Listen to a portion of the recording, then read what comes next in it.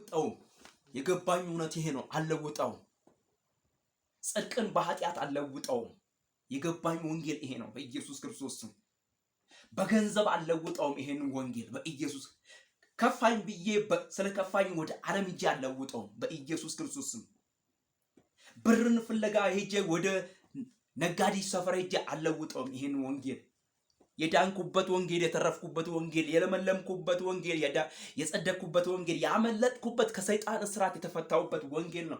አልለውጠውም በኢየሱስ ክርስቶስም። በዚህ ዓለም ነገር አልለውጠውም። ክርስቶስን አልሸጠውም እንደ ይሁዳ በኢየሱስ ክርስቶስም። ክርስቶስን በ30 ብር አልሸጠውም በኢየሱስ ክርስቶስም። የረዳኝን የሞተልኝን ከሞታን የተነሳልኝ የተሰቀለልኝ ደሙን ያፈሰሰልኝን አልሸጠውም በኢየሱስ ክርስቶስም። የገባኝ ወንጌል ይሄ ነው በኢየሱስ ክርስቶስ። የተረዳሁት ይሄ ነው። ጌታ የገለጠልኝም ይሄን ነው በኢየሱስ አልለውጠውም። ክርስቶስን አልለውጠውም። ብዙዎች ለውጠውታል። ብዙዎች እያገለገሉ ወድቀዋል። ብዙዎች እያገለገሉ ጠፍተዋል። ምክንያቱም ለመሰለች ወደ እግዚአብሔር ስላልቀረቡ፣ በእግዚአብሔር ስላልተጣበቁ፣ የዚህ ዓለም ነገር ከብዶባቸው። ይሁዳም የዚህ ዓለም ነገር ከብዶበት 30 ብር አውጥቶ በኢየሱስ ክርስቶስም ኢየሱስን ሽጦታል። በኢየሱስ ክርስቶስም ይሁዳም የዚህ ዓለም ብር ከብዶበት ኢየሱስን ሽጦታል። ዛሬ ኢየሱስን የሚሸጡ ብዙዎች አሉ። ኢየሱስን የሚከዱ ብዙዎች አሉ።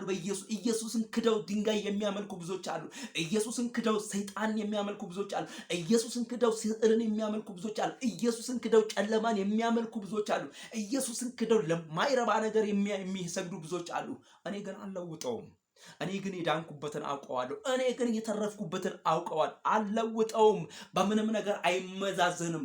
ወንጌል በምንም ነገር እግዚአብሔር ለኔ ከምንም በላይ ነው። በኢየሱስ ክርስቶስ የረዳኝ አምላክ፣ ያገዘኝ አምላክ፣ ምሕረቱን፣ ቸርነቱን፣ በጎነቱን፣ መልካምነቱን የገለጠልኝ ያ የእስራኤል ቅዱስ እግዚአብሔር እርሱ አምላኬ ነው። አልለውጠውም።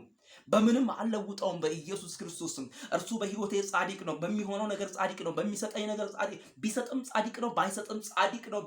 ቢያድንም ጻድቅ ነው፣ ቢገልም ጻድቅ ነው። ኢዮብ እንደዚህ ነው። ከእግዚአብሔር እጅ መልካምን ተቀብለን እንዴት እንደዚህ እናደርጋለን? አንቺ ከሰነፎች እንደ አንዱ ነሽ አለ። ብዙ ሰነፎች አሉ በኢየሱስ ክርስቶስም። ዛሬ በኢየሱስ ሰነፎች በኢየሱስ ክርስቶስ እግዚአብሔር ይገሥጻቸው። እኛ ግን አንለውጠውም። የተሰቀለውን እንሰብካለን።